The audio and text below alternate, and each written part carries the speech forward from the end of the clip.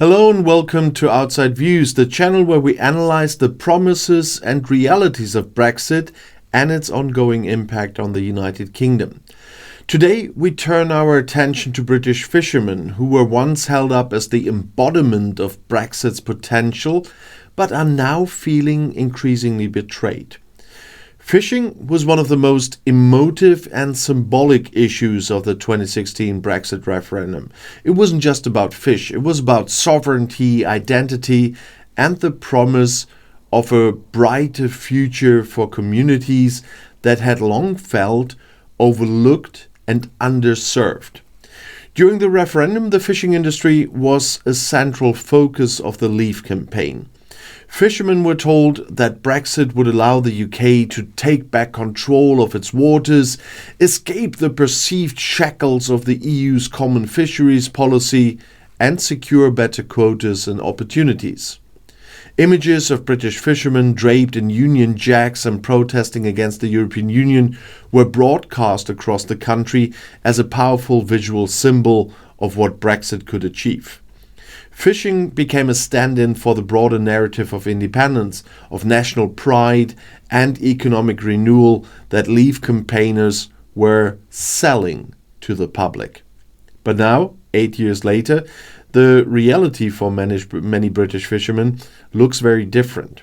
Rather than the bright sunlit uplands promised during the campaign, many fishing communities are facing a perfect storm of trade barriers, red tape, and economic challenges that have left them questioning whether Brexit was worth it. Nowhere is the sense of betrayal more palpable than in places like Brixham in South Devon, home to England and Wales' most valuable fishing port. Last year, Brixham recorded an impressive £60 million in fish sales, but beneath these numbers lies a story of frustration and despair. To fully understand the situation, we need to revisit the promises made to the fishing industry during the Brexit campaign. At the heart of the Leave campaign's pitch to fishermen was the promise of greater control, as I said. Under the EU's common fisheries policy, quotas were set for how much fish each member state could catch, and EU vessels were allowed to fish in British waters. This system was deeply unpopular in many British fishing communities, where it was seen as unfair and disproportionately favourable to foreign fleets. Leave campaigners promised that Brexit would change all of this. They claimed that leaving the EU would allow Britain to regain full control over its waters, negotiate better quotas for British fishermen, and create a more prosperous future for the industry. And these promises resonated deeply in fishing communities, many of which have felt neglected for years. And fishing was not just an economic issue, it was an emotional one.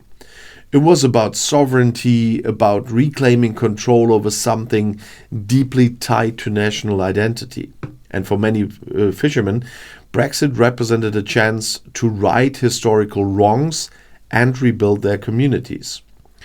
But the reality of delivering on these promises was far more complicated than the campaign rhetoric suggested. While the UK has technically regained control over its waters, the government has had to make significant compromises to secure a trade agreement with the EU and a market to sell the fish. Under the terms of the Brexit deal, European fishing vessels retain access to British waters, albeit with slightly reduced quotas. This was necessary to secure broader trade agreements with the EU, but it has left many fishermen feeling that they were used as bargaining chips. And one of the most immediate and significant challenges facing the fishing industry has been the introduction of trade barriers. Before Brexit, the UK was part of the EU single market and the EU customs union, and this allowed fish to be exported to European markets without tariffs or border checks, a crucial advantage for an industry that relies heavily on exports, particularly to countries like France or even Spain. After Brexit, however, these advantages completely disappeared. And today, fishermen exporting to the EU face a labyrinth of tariffs, customs checks, and paperwork. Health certificates, customs declarations, and compliance checks are now required for every shipment. These processes are not just time-consuming, they are expensive. And for smaller fishing operations, the cost of this additional bureaucracy can be devastating. And for perishable goods like fish, delays at the border can mean the difference between profit and loss, or even the complete loss of a shipment. The impact of these trade barriers has been particularly acute in places like Brixham. Despite its record-breaking fish sales, the community is grappling with the rising costs and logistical challenges of exporting to the EU. Fishermen who once relied on European markets now find themselves questioning whether those markets are worth the hassle. Liberal Democrat MP Caroline Voden, who represents Brixham, recently told the House of Commons that the fishing community feels betrayed by Brexit. She described their situation as one filled with uncertainty rather than the promised prosperity. But trade barriers are only part of the story. Another major issue is quotas. During the referendum, fishermen were promised that leaving the EU would lead to increased quotas and greater control over their catch. But for many, those promises have failed to materialize. While, as I said, the UK has secured slightly larger quotas for some species, these gains have been offset by other challenges. For example, some species that British fishermen catch in large quantities, like shellfish, are highly dependent on EU markets.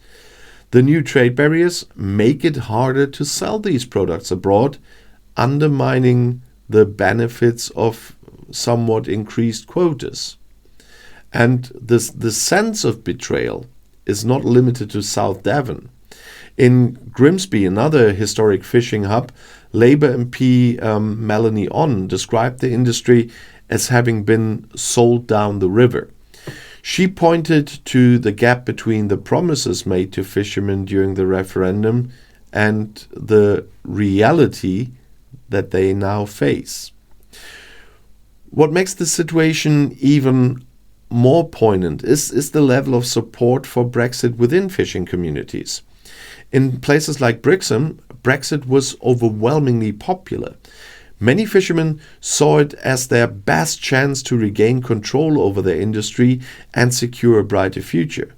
But today, many of those same people feel that they were misled.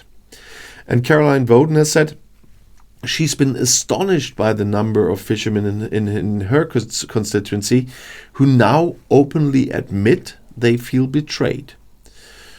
The broader implications of this story are profound. Fishing was one of the most tangible and emotive examples used by the Leave campaign to illustrate the benefits of Brexit. It was a simple, powerful story. Britain takes back control and its fishermen thrive. But as we've seen, the reality is not a story. The reality is far more complex and far less optimistic. So where does the fishing industry go from here? Well, on this one, there are no easy answers. One potential solution is for the government to invest more heavily in domestic infrastructure, modernizing fishing fleets, building more processing facilities, and developing alternative markets outside the EU could help reduce a little bit of the reliance on European customers. But these are, first of all, long-term solutions that won't address the immediate challenges facing fishermen today, and it will not be able to offset the whole EU market. Another option would be to renegotiate parts of the Brexit deal to secure better terms for fishermen. But this would almost certainly require concessions in other areas, making it a politically risky move. And a real renegotiation is not there. That can only be part of the quota negotiations next year, or in 2026, not next year. In the meantime, the frustration and disillusionment in fishing communities will likely continue to grow. These communities were among Brexit's most vocal supporters, and their sense of betrayal is a powerful reminder of the gap between the promises of Brexit and its reality. And this is not just a story about fish or quotas or trade. It's a story about trust, about what happens when political promises collide with economic realities. Fishermen were told that Brexit would transform their industry for the better. Instead, many feel that it has made their lives much harder than before. So, thank you for watching Outside Views again, and if you found this analysis insightful, please like, subscribe and share your thoughts in the comments below the video. Do you think British fishermen have been betrayed, or is this just a necessary compromise in a post-Brexit world? Until next time, stay informed, stay critical and stay engaged. And if you want to see another video right now, the next one is right here in the end screen.